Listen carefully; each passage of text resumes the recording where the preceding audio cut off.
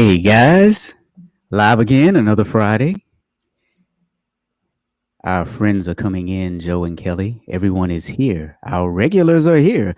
So, if you guys are here, you know what you need to do. You need to start dropping those emojis into the chat. Those emojis that signify the mood that you're in right now. Let's drop them into the chat so that we know how everyone is doing. Show me. She is doing good. She says, Happy Friday, everybody. Everybody. Pozo, hey, live from New York City. And a special friend of mine, Joyce Bellows. Hey, Joyce. How is everything going with you? Now, Joe, you're cheating. Joe is dropping the happy emojis into the chat. So, guys, welcome to another episode of the Friday Fraudsters. You know what's funny? I believe now we are actually on episode 10. I believe today is episode 10, you guys. Can you believe that we've made it all the way to episode 10, just talking about fraud on Fridays on LinkedIn? So we thank each and every one of you for joining us. But again, put those emojis in the chat so that I know how everyone is feeling. I want everyone to be in a good mood when you come in here and you start talking to us. Joyce is having a good time. Hey, Naisha, you are here today. What a pleasant surprise. Suzette, hey, Suzette, that's right, you're here. Suzette, I'll try to whisper so the people at work don't hear me, okay? Leslie's in a party mood. Dan is here again, and Dan is happy. And Matt is here. Matt is all smiles, but look at Lorraine, you guys. Lorraine is dancing. Lorraine, where are you going dancing, and what kind of dancing are you doing? We want to come with you. Hey, Jacina is here again, and she is really happy. She's like double happy. Or is she at happy hour and seeing double? One or the other. That was terrible. I am so sorry. That was terrible. That was terrible. So, happy Friday, everyone. Let's start off with Internal Audit Awareness Month. This is our last Friday for Internal Audit Awareness Month. So, like I've said the previous Fridays, our job is a hard one. You guys, there's oftentimes a love-hate relationship between auditors and audit clients, right? They hate to see us coming and love to see us going, right? But in all seriousness, May is also Mental Health Awareness Month. So take care of yourselves. I know sometimes we hear some cruel things from our audit clients. Don't take it personal. But if you also need some help, go get some help. Don't be afraid to get help. Again, we have a very hard job to do, and sometimes it takes a mental, it taxes you mentally. So don't be afraid to get help. Internal Audit Awareness Month, also Mental Health Awareness Month. Let's just dive right into our first story. Some of you guys have seen the video, the trailer. What's the state of your street? So what we're talking about today is one bank, State Street Corporation, agreed to pay $115 million in criminal penalties and accepted a compliance monitor for 2 years. We'll talk about a compliance monitor in just a minute. They did this to settle charges that the bank deliberately overcharged clients for years. Now, the fraud was pretty simple. What they did was they added a secret markup to charges and passed them off to clients as out-of-pocket expenses. And let me give you an example. So, for example, State Street would sometimes incur charges from Swift. Now, let me tell you what Swift is. Swift is simply a secure network that banks use to send messages. That's all it is. But there's a charge to use Swift, and it's usually on a per transaction basis.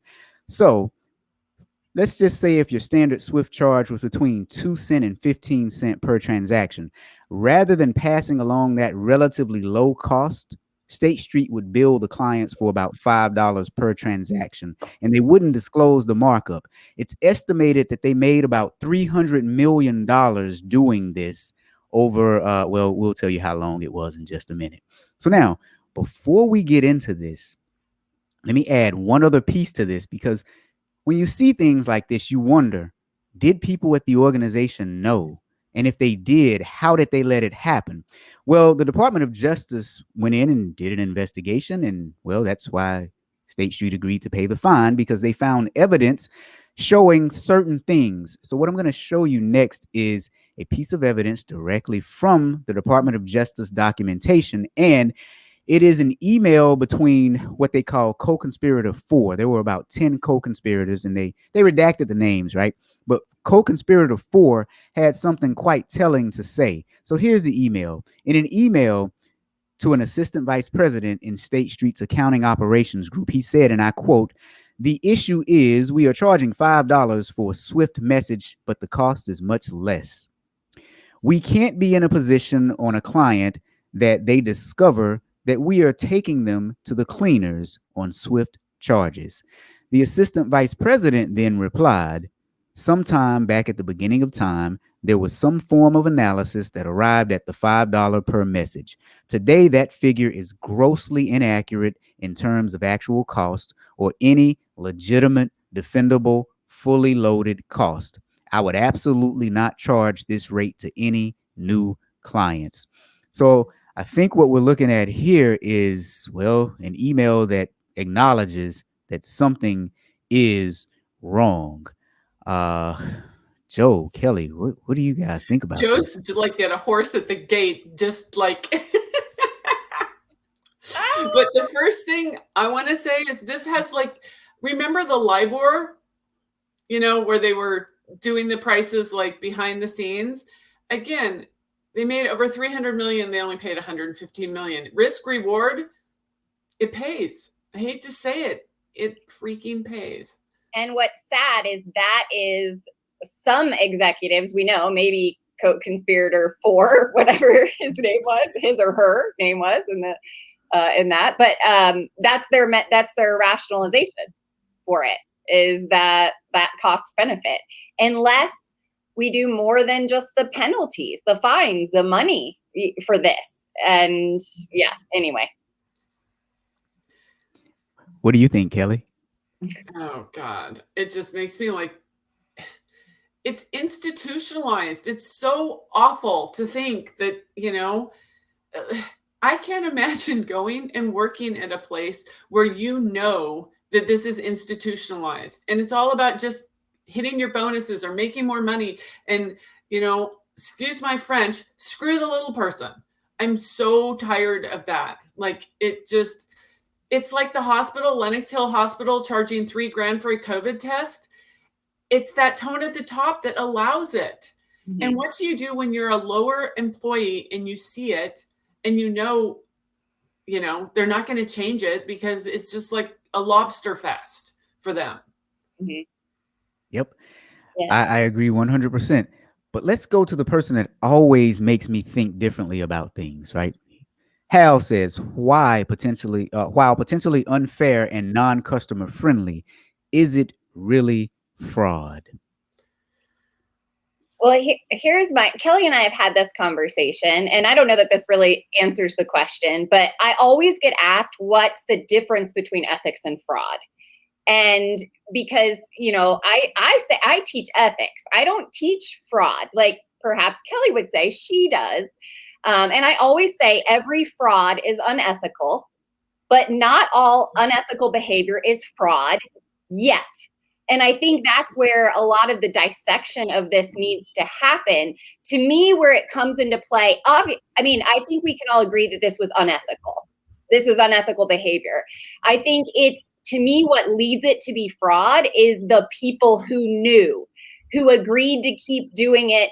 I mean, if you look at Kelly, maybe you know the definition of fraud by heart, but it is that intentional deception of another person, right? And I think that to me is what makes this fraud, depending on who knew, who passed over it 100 times. I don't know, Kelly, what do you guys think? That's where I think it does draw that line. I've seen so many things lately that it makes me really sad to think that people have to go to a job and do something that they know is wrong. And, we can sit there and go, oh, well, quit, but you got a mortgage, you've got kids in private school or whatever. But think of how miserable those people are in their whole career to be like that. Oh my God, it just makes, like, this week, it's just really hit me as like, I feel badly for people that feel they have to do that, or they can remove themselves. Like, well, it's always been done. The thing, it's always been done that way. And that's what we hear as auditors a lot, right? A lot of people don't know why they even do things. I always say that's that kind of that group think mentality. Well, we've always done it that way. I think what gets me on this one is that the contracts explicitly said that they would directly pass the charges through, not mark them up.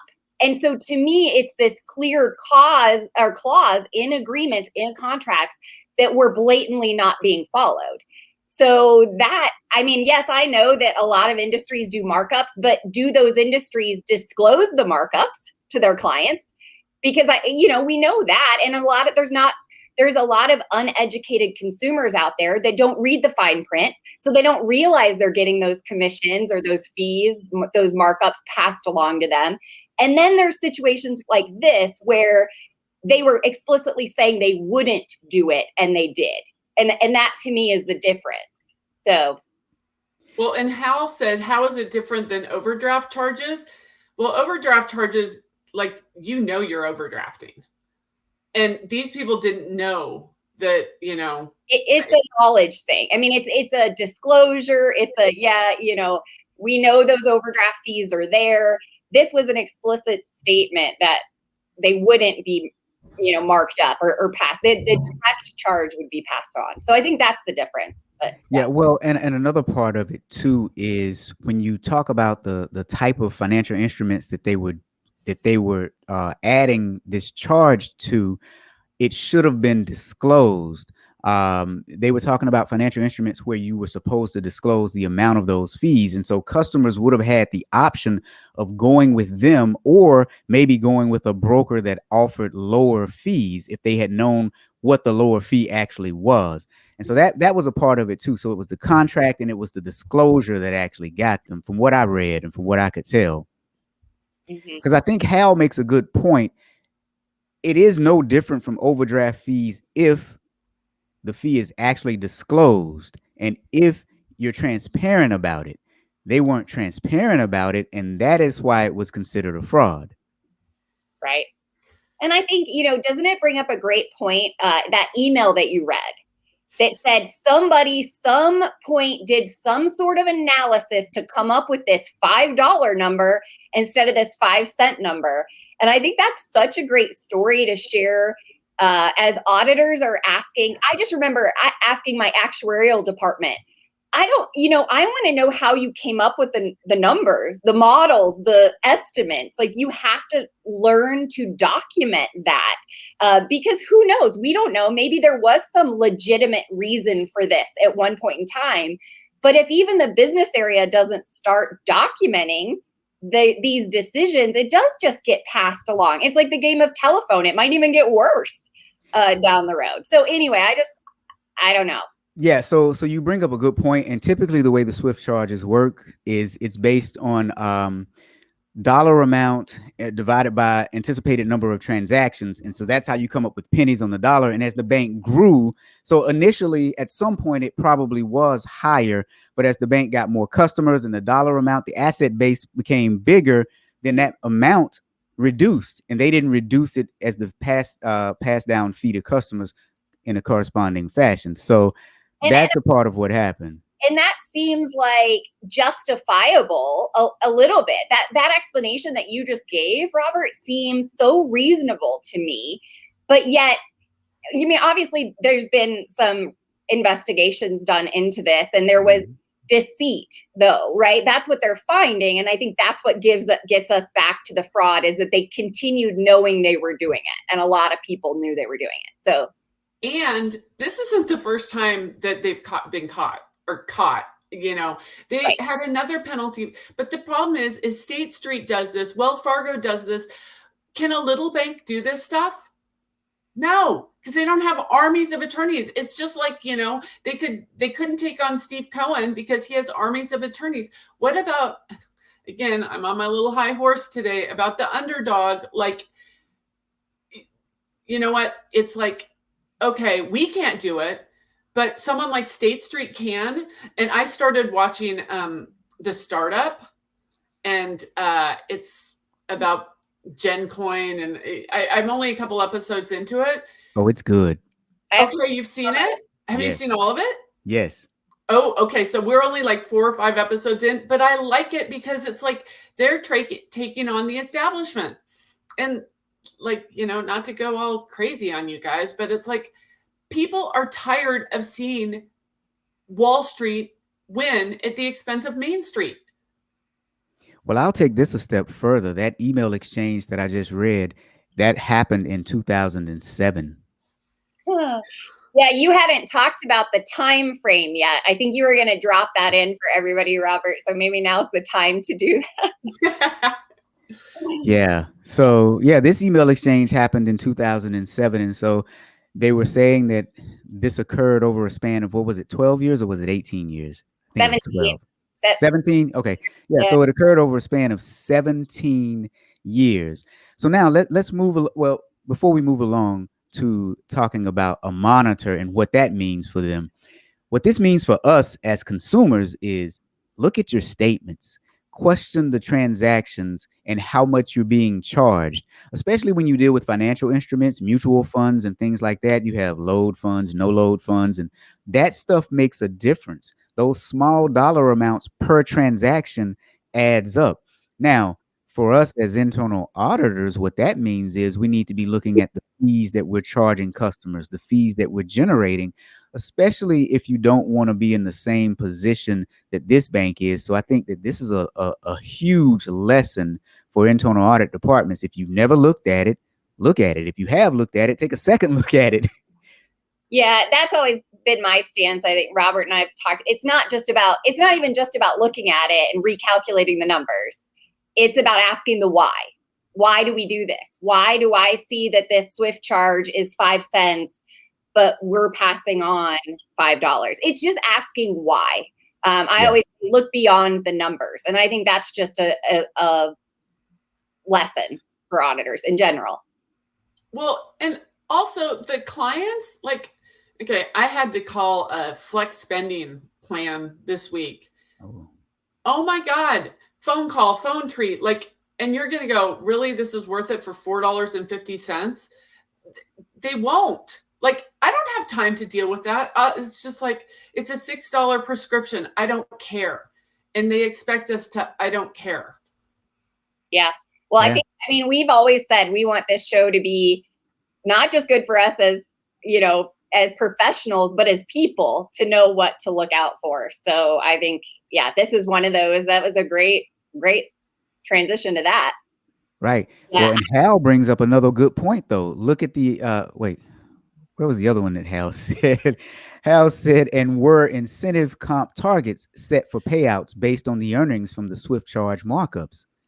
Yeah. Now are we, I think Dan was the one that said Wells Fargo number 2, Yes. I think incentive comp plans are the root of all evil at organizations. Yeah. And that's what Hal just said. The incentive compensation, what you pay for, what you reward is what will be done. Right? If you pay for this, then that's what you're going to see is more action around whatever it is that you incentivize. That's right. So now, here's what's interesting. They also had to get a monitor. So let's talk about what a monitor is. So the monitor's primary responsibility is to assess and oversee the entity. So somebody from the outside is now going to come in and look at their compliance. Now, State Street's specific monitor, the person hasn't been appointed yet. So you can either go find one or the Department of Justice will appoint one for you. Either way, it's kind of not good. It's like having someone babysit an adult, right? But did I just say that? But the monitor will be monitoring 3 broad categories of the bank's operations: its billing systems, their compliance program, and their training. They were required to train people at the organization on ethics, and they're going to look at their culture. So that tells you that what they found was they've considered it to be extremely egregious if they're saying, we need to monitor your ethical climate here, and we need you to get ethical training. What do you guys think about that? I think I'd love to do it. I think they should hire you to do it. I think that I spend a lot of time on their website, just even looking at their values. And I found the word ethics one very hidden place. And that's what concerned me the most. I think we've seen people talk about, I mean, Kelly talks tone at the top all the time. I saw a couple of people say that there, but until they even, and I know that these are just words on a website, so it's going to take a lot more than that to put them into actions, but you've got to start somewhere. And I think that's why this is one of those main three pieces is training, because I mean, it goes back to the behavioral psychology, behavioral ethics. You have to get ethics at the forefront of your culture for all your employees. And Kelly mentioned that they've been in the news a lot. I've actually done a lot of research on how much State Street has been in the news over the last 20 years.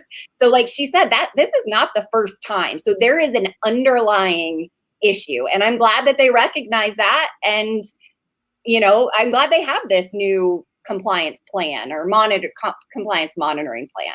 I hope it works, but they need a lot of shifting, if you ask me. Just poking through their website.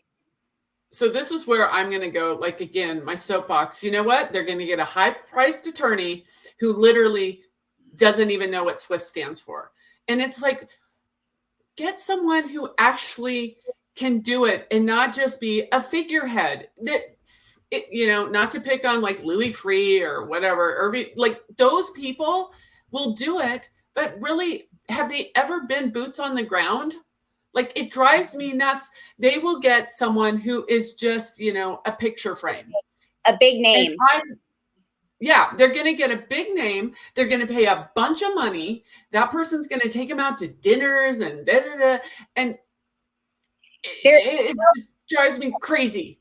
I know. They'll create another conflict of interest is what they'll do by hiring them. I mean, that's what ends up in these situations. Sad. And can you... Pozo, I really appreciate that, by the way. I left it up for a very long time for a reason, right? I think we're trying to send subliminal messages to people here. Yeah. But Hal hit the nail on the head that I say all the time to internal auditors. Quit letting your organization hire these fancy Six Sigma consultants to do these end-to-end process reviews. You get in there and show them that you can do that work. And I mean, there is no doubt in my mind that their internal audit group could put together a great monitoring ethics training. That's what I love when internal audit groups get involved in that. I'm sure they're upset about it. They could be doing it. Absolutely. Hal hit it dead on the head, but check out what Shelmy said. Right. In South Africa, government entities made a chargeable offense for governmental officials to approve inflated PPE purchases during the COVID pandemic. Wow. And then Hal asked another really good question. Who does the compliance monitor report to? That's where the conflict of interest could really come into play, right? Yeah. Yeah. This is just, it gets really, really frustrating when they always think it's the lawyer that's going to fix it. Like, it isn't always a lawyer who's going to fix it. And yeah. Sorry, I didn't mean to interrupt you, Kelly. No. I just like, let's do real people who've done the real work fix it. Well, and on the lawyer note, totally different note than what you're talking about. I wish they would remember that just because something's legal, it's not ethical. Yeah.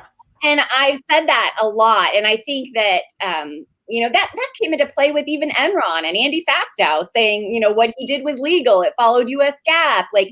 But now he recognizes that it wasn't ethical. And this is the difference between companies that care about ethics. It doesn't turn into fraud. I see the lawyers as, just kind of letting companies ignore their ethics. And sorry if that offends anybody, but I think, that's just That's a lot of times what they do. In fact, there is another State Street story that I sent to Kelly and Rob about 15 minutes ago. So they didn't have time to read it yet. I'll post it. I read it. Oh, did you? Okay. I'll post the link in this comment field because I think you guys will be really interested to see some things that happened, back even before the financial crisis, ongoing. Another gentleman was basically charged with upcharging clients, kind of the same thing. His whole defense was looking for an email from a lawyer that said it was okay. He thought that was going to get him off the hook. I mean, and it just killed me that was what he was looking for his defense. And he's so mad at State Street for hiding this email, and it still doesn't make it okay. So anyway, that's another soapbox, but I'll put the link in there. Gotta go, guys. Thank you. See you next Friday. Really? So Joe, here's what I really, really like, because apparently we are in good company because we know some very smart people.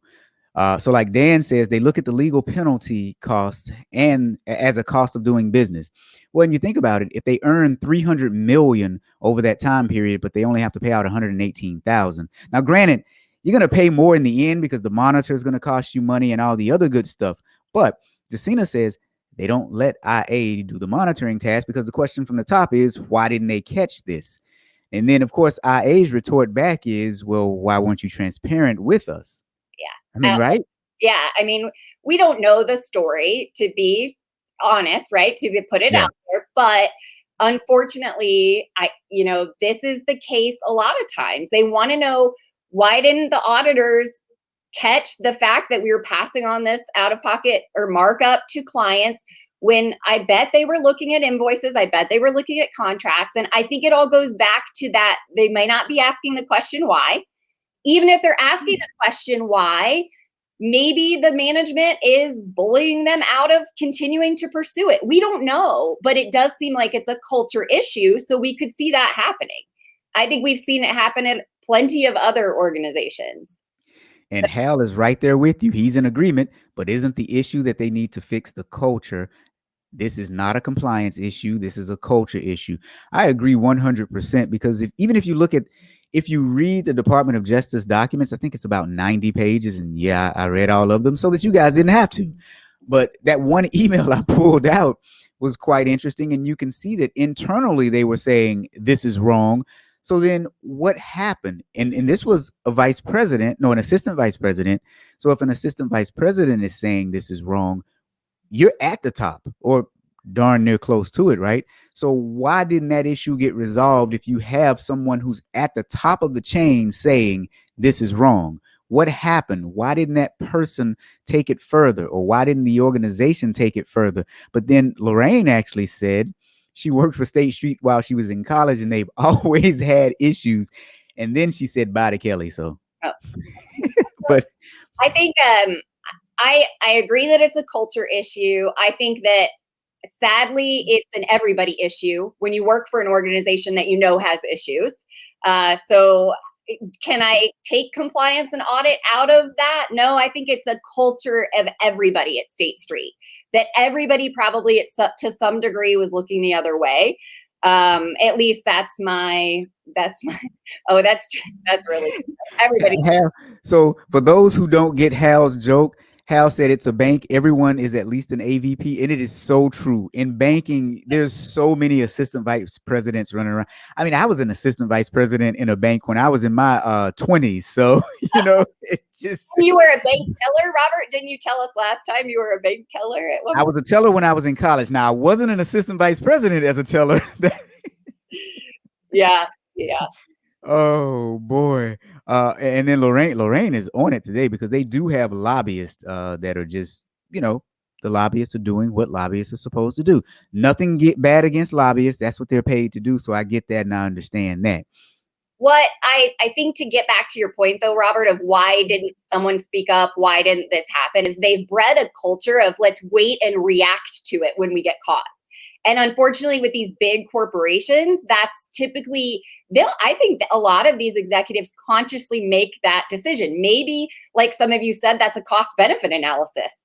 of how much fines and penalties we're going to get when they finally get caught. But it's this nature of these bigger organizations mostly, and all sizes, to be reactive, not proactively identify the issues, not proactively get in front of them. Let's wait and see if we get caught, and then we'll fix it then. Which is why they need Joe to train them. Get on my proactive soapbox with me when it comes I to. wonder if I can make it blink there. Yeah. So just a little bit of subliminal or not so subliminal messaging. Yeah, Jacina's on it again. The top dog gets the biggest incentive payout. He won't rock the boat. Yep. That's yep. Oh boy.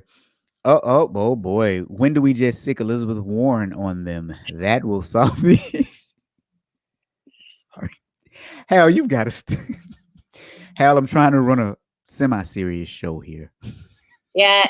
And Lorraine, I agree. Does it come back to a whistleblower issue when whistleblowers are not encouraged at an organization? I mean, this all goes back to what kind of hotline do they have? What kind of reporting do they have? Who looks at it? Who's involved? I think internal audit should know everything that comes through a whistleblower hotline.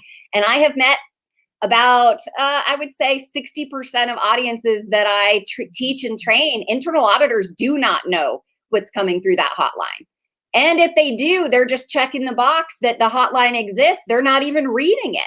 That's what one of my clients was doing. And I'm like, this is where you've got to get more involved. And I think when I've seen auditors look the other way from this touchy stuff is when I hope we can build that, that courage for auditors to get in there and start investigating. Be an investigative journalist. That's what I say all the time.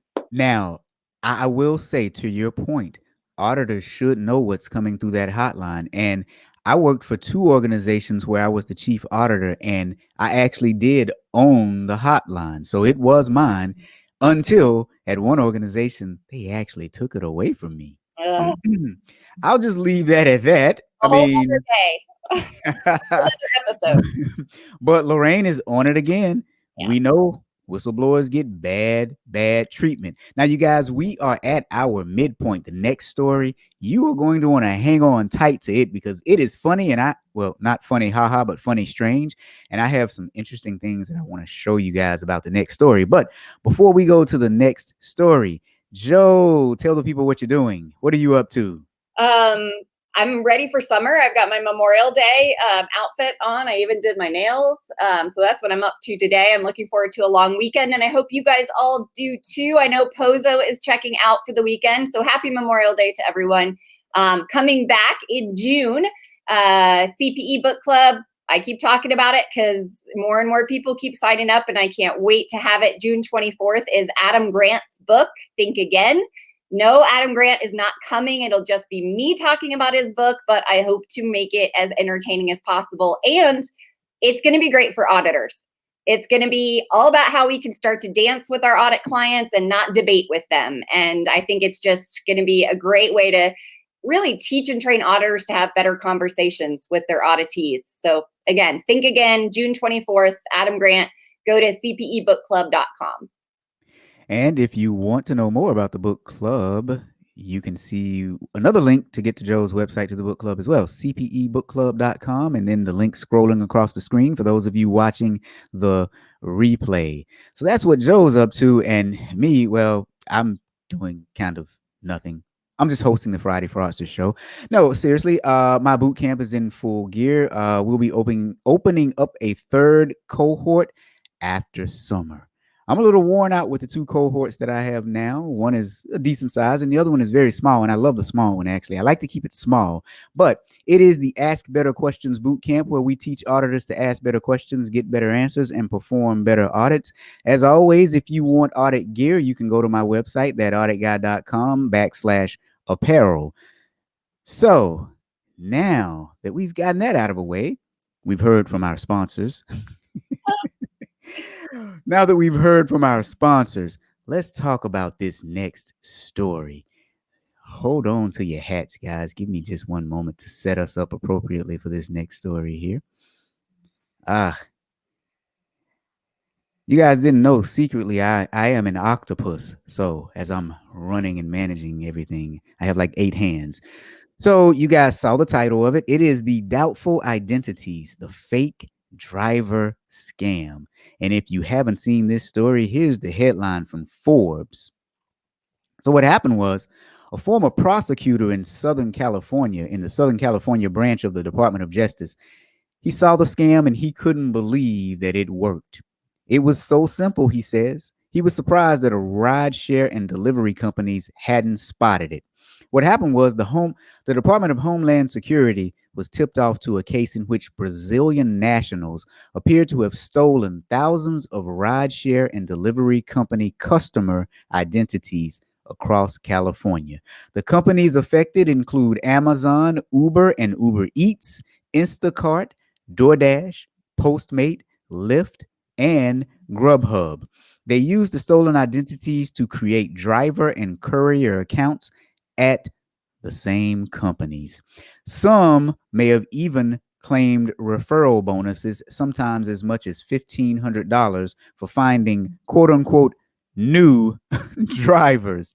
Now, according to a former investigator, again, he was surprised at how easily the scheme could have been prevented. So the suspects, they use basic tricks. So for example, if someone purchased alcohol and they were delivering alcohol, they would simply ask the customer for proof of age and then use their phone to photograph the driver's license and other ID cards. And then they would use Photoshop to replace the photos on the real identities with the fake identities.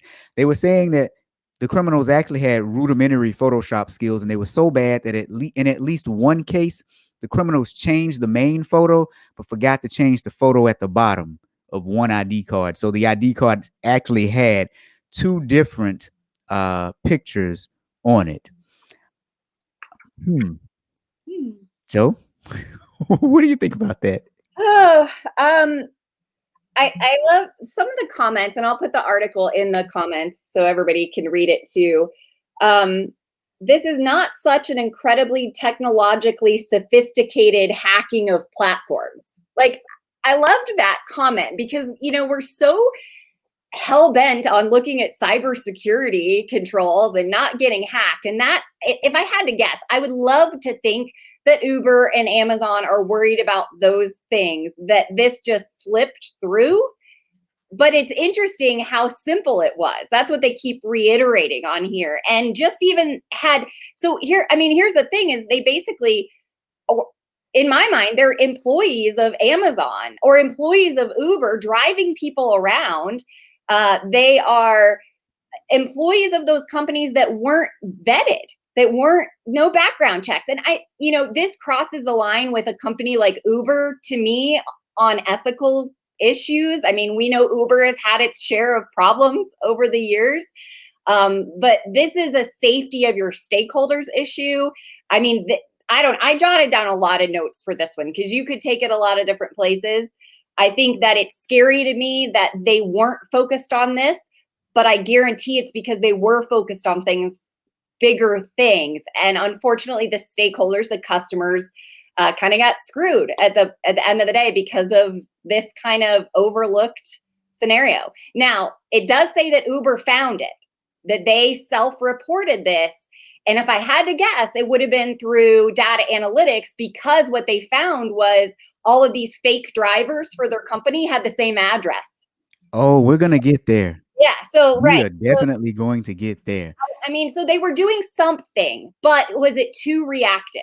I mean, that's the whole point. I mean, background checks on employees, on contractors, that's the proactive way to get legitimate workers that you know who they are. And that's where they missed the boat. Yes, it's great they found it detectively later, but I don't think we should focus on that piece of it. They want a pat on the back for that. And I can't really give it to them right now.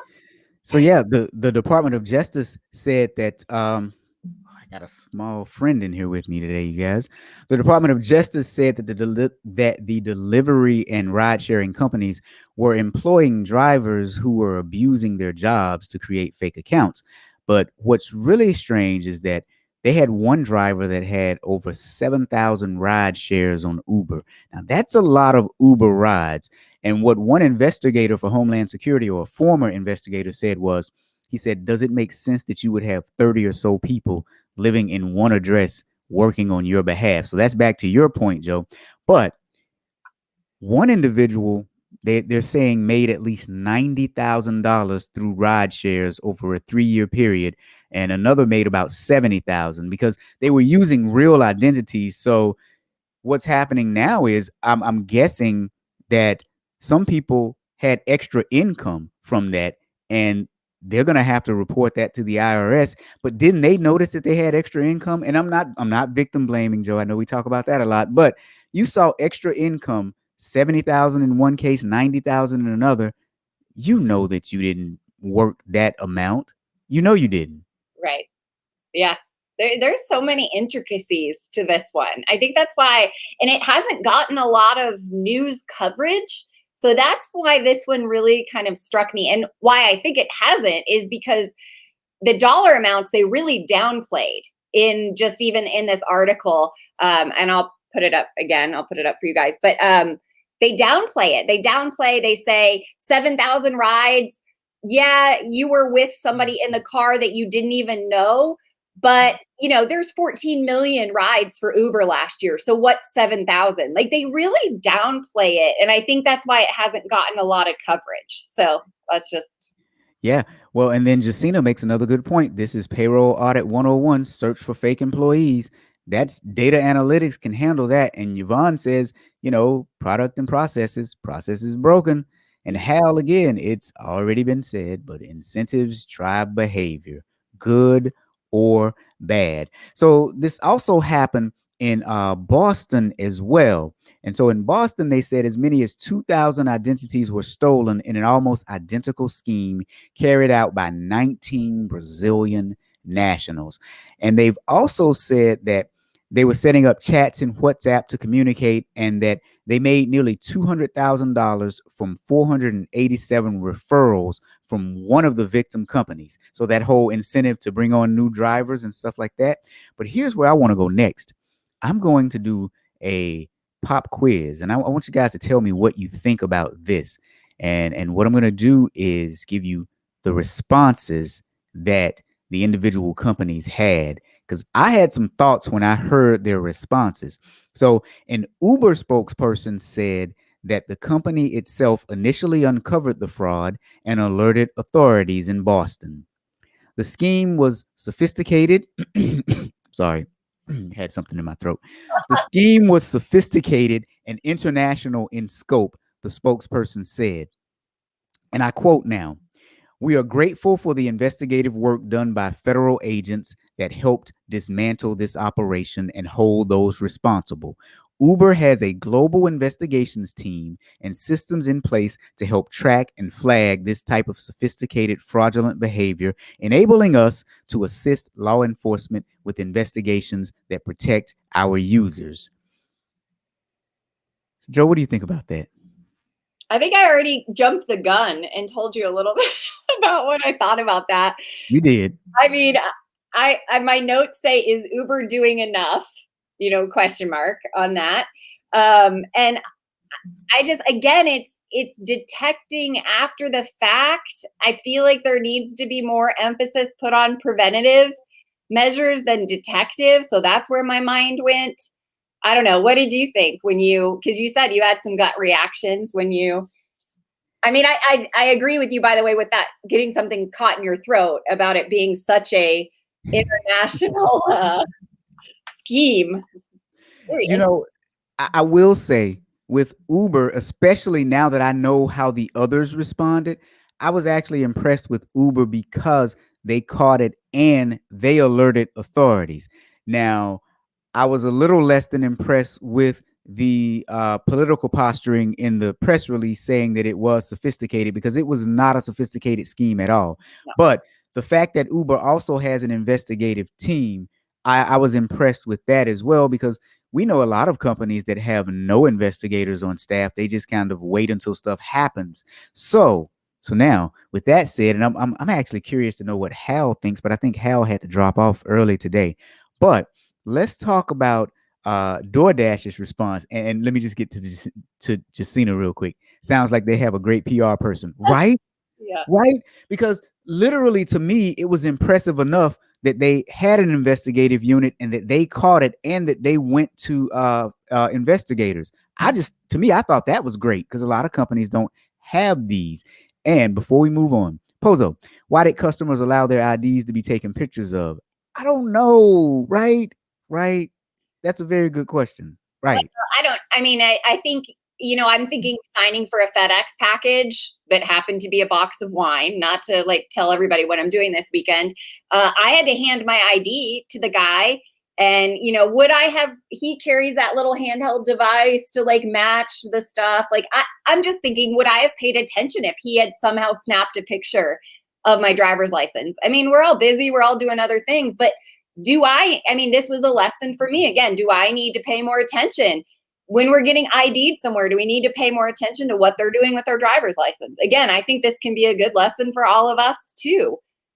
Very true. Yeah. Now check out Mark. Guess who trained the Uber investigative staff? Now Mark. Mark, you? If I were to guess. So for those of you who don't know who Mark Anderson is, Mark does interview training for people who are doing investigations, and he is darn good at it too. So, but can I go back to my soapbox really quick and back to the article that said tech companies, so we're going to put Uber and DoorDash in that bucket for right now, have long struggled to identify well-edited documents. And I put next to that, why? So like, yes, I think it's great that they have a investigative unit. That's really funny, by the way. And I think it's great that they know how to do their job, but could we train the people before that so it doesn't even have to go to an investigations unit to do their jobs better? Remember, I am all about internal audit, making permanent process changes so we don't need investigative units. We don't need audits or inspection departments. I mean, I teach TQM all day, every day, basically. And that's what the idea is to make the process better, continuously improve. And that's culture changes, training changes, empowering employees, because we don't want investigations units, sorry, Mark, to have to investigate. We want the company to do the right things. Don't worry, we're always going to need auditors. We're always going to need these units. But that needs to be for the big stuff, not the simple stuff that we should be catching. I agree with that. Now Jacina is hilarious. She said, and in quotes, investigative unit, translation, understaffed audit department. But then Mark actually said, you are right. Big staff of investigators and auditors there. So let's talk about DoorDash for a minute. And I want you guys to tell me what you think about their response, especially in contrast to Uber's response. DoorDash said in response to the alleged crime, it had implemented additional controls to combat fraudulent behavior, which includes adding facial recognition scanning as well as performing additional and recurring ID verification checks for dashers to validate their identities and prevent this from happening in the future. Joe, what do you think about that? Because I have a thought about that. Well, I think you emphasized the word. They are implementing, meaning they didn't have anything, right? So that's obviously where you're going there. So again, what are we doing? We're reacting. We're waiting till something bad happens before. So why didn't we have it? Why didn't we have all those procedures in place? Why? I just don't get why some of these things are an afterthought at big companies like this. Well, and I think what really, in all seriousness, I think what really disappointed me was the fact that DoorDash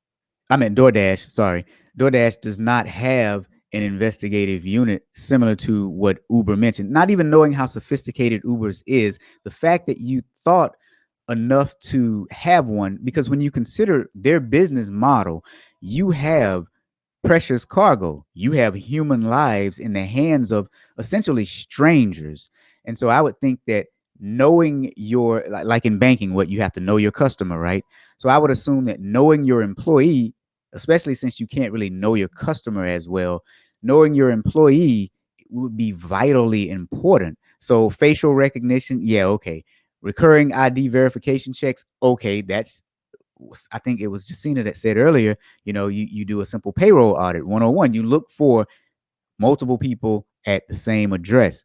So I think that's what really disappointed me when I read we are implementing, we're going to do this, we're going to do that to prevent it from happening in the future. This was not a sophisticated crime. Sorry, Uber, your PR person is real good. This is not a sophisticated crime. A simple payroll audit, a simple duplicate match in Excel would have found this really, really quickly. So yeah, I think that's what really made me think about this one in terms of, wait a minute, what you're implementing? Wait a minute, what? So yeah.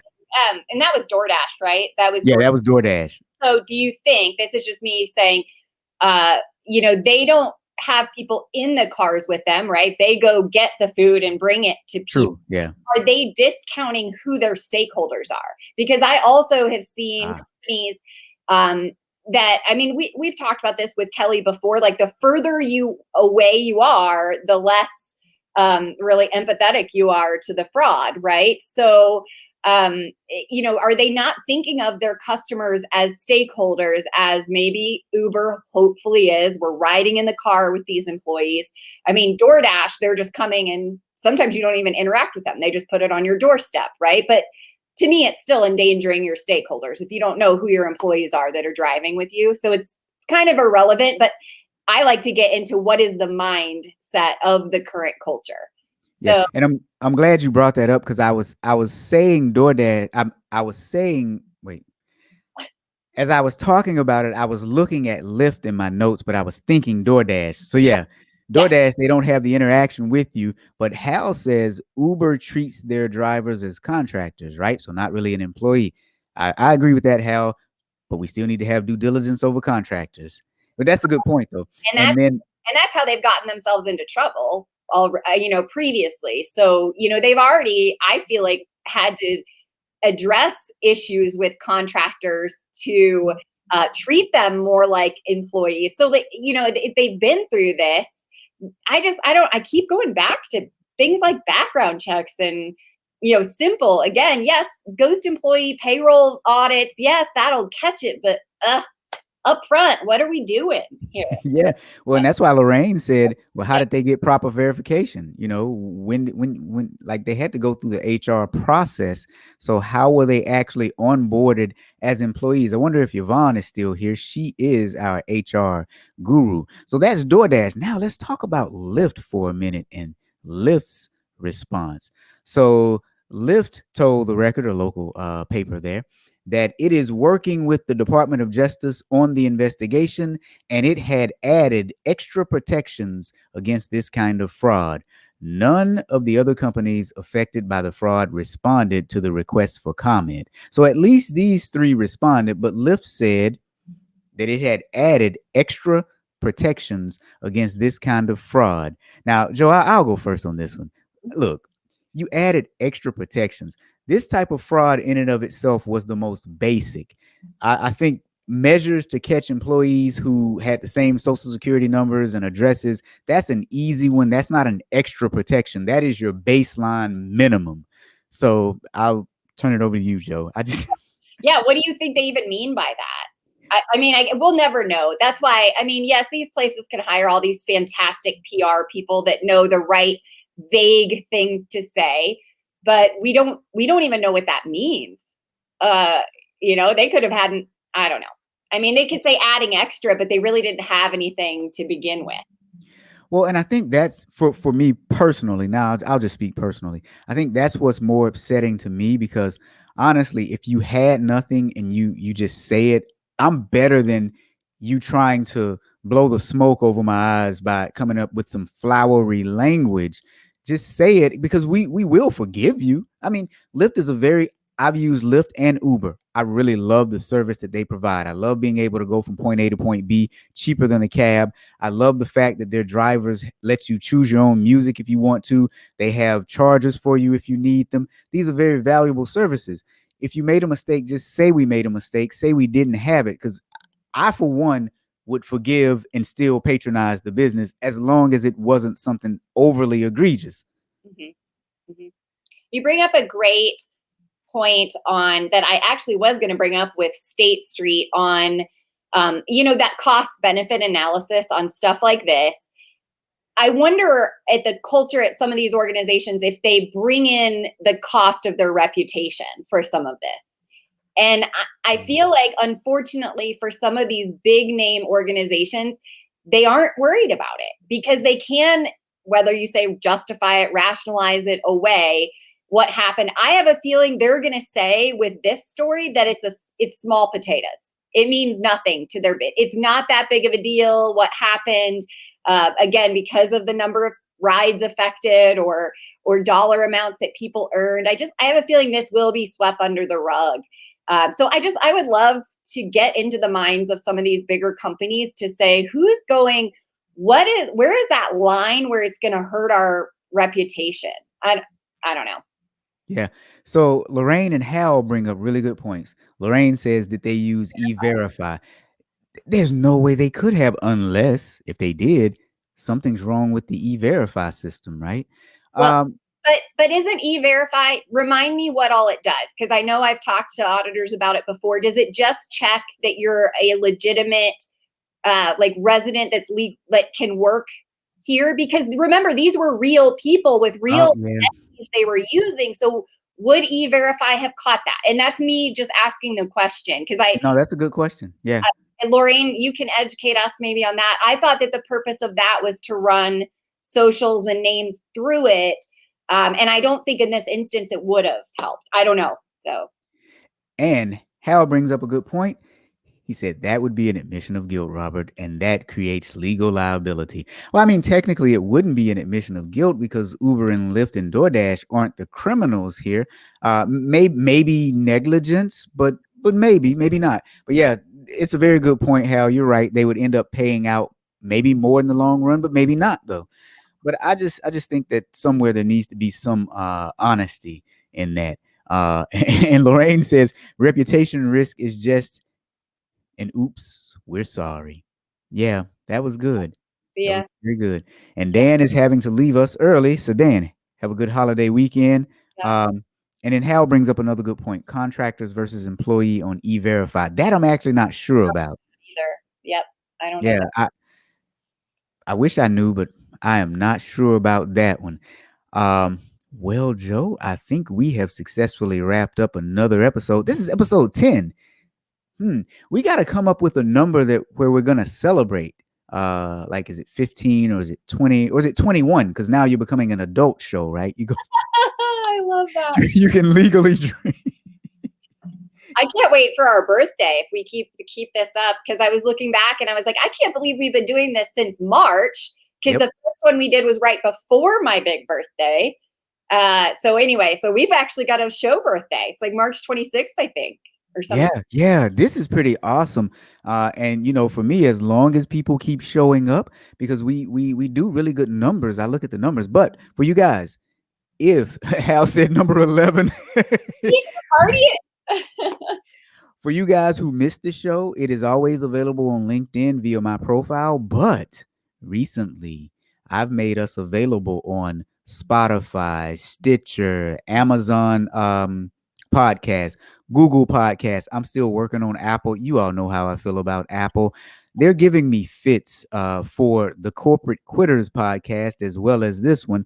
And then pretty soon we'll have some of the videos on YouTube. The first episode is already on YouTube if you want to see us. I don't know why anybody would want to see me, but if you want to see us, we're on YouTube too. So you can use this as training for your audit department, or better yet, you can just bring in Joe and I, or Joe or me, or you know what I'm trying to say.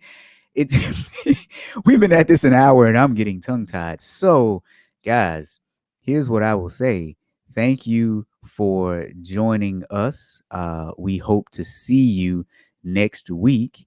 And on that note, I guess we are signing off. Bye guys, and see you next week. Have a great long weekend.